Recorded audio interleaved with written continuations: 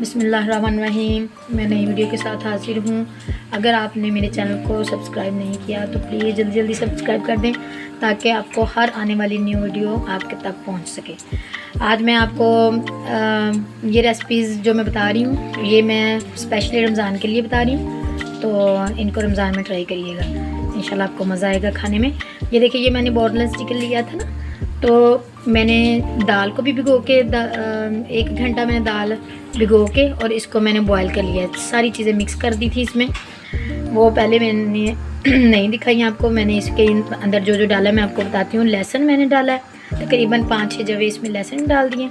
अदरक का इतना छोटा सा पीस वो मैंने डाल दिया था इसके अंदर काट के, जब दाल बॉयल की है ना मैंने दाल, तो इसके अंदर तो चिकन भी मैंने इसके अंदर ही बॉयल कर लिया है। सारी चीज़ें इसमें बॉईल कर ली हैं। अब नमक मिर्च में इसमें ऐड करके फिर हम इसको कूटेंगे, ठीक है। ये दाल हमारी तैयार है। ये हमने चिकन और दाल, लहसुन, अदरक सारा कुछ, हमने प्याज भी मैंने इसी में डाल के बॉईल कर लिया था। ये देखिए, मैं नमक के 2 चम्मच ले रही हूँ, छोटे 2 चम्मच, ठीक है। सुरख मिर्च का भी बड़ा 1 कर लें और छोटे अगर लें तो 2। ये चुटकी सी इसमें जाएगी हल्दी पाउडर, सूखा धनिया जाएगा इसमें, और ज़ीरा साबुत ही डालेंगे क्योंकि इसने अभी मैंने इसको कूटना है, फिर मैं आपको इसके शामी बनाना सिखाऊंगी। ये मैं शामी बना रही हूँ, ठीक है। ये मैंने इसके अंदर डाल दिया। लेमन भी हम जब इसको तैयार कर लेंगे तब इसके बीच डालेंगे और इसके बाद फिर इसकी शामी बनाएंगे। तो ये देखें, सारा कुछ मिक्स है। इसको मैं अब अच्छे से मैश कर लूँगी। ब्लेंडर है तो ब्लेंडर में करने, वैसे मैं तो कूटती हूँ, उससे कूटने में ज़्यादा इसका टेस्ट अच्छा आता है। ये देखिए, ये मैंने कूट लिया, इसको तैयार कर लिया मीज़ा, और इसके अंदर हम 1 अदद अंडा भी डाल देंगे, ठीक है। मैं इसको अब रेडी करके फिर मैं आपको इसकी शामी बना के दिखाऊंगी।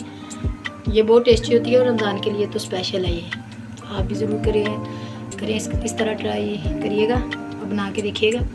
अगर आपको मेरी वीडियो अच्छी लगी तो इसको ज़रूर सब्सक्राइब कर दीजिएगा और बेल आइकन को भी प्रेस कर दीजिएगा, और ताकि आपको हर आने वाली न्यू वीडियो आप तक पहुंचती रहे मेरी। चलें, जिसको मैं बना के फिर दिखाती हूँ। फिर आप इसको फ्रीज़ कर सकते हैं 1 मंथ के लिए, रमज़ान का पूरा मंथ भी फ्रीज़ कर सकते हैं, 15 दिन भी, जब ख़त्म हो फिर आप बना सकते हैं। और इसको जितनी बनानी हो उतनी आप ऐसे डायरेक्ट भी कर सकते हैं फ्राई।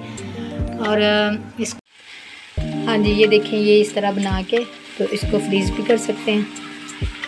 आपको 10 दिन, 8 दिन, 10 दिन जितने चाहें फ्रीज़ कर सकते हैं। चलें, ठीक है, आप ज़रूर इस तरह बना के ट्राई करिएगा। ये शामी कबाब बहुत अच्छे बनते हैं और मैं सरसों के तेल में ही ज़्यादातर इनको फ्राई करती हूँ, और आपको मैं दिखाऊंगी भी फ्राई करने का तरीका, ठीक है। अब हमें इजाज़त दें, अल्लाह हाफ़िज़।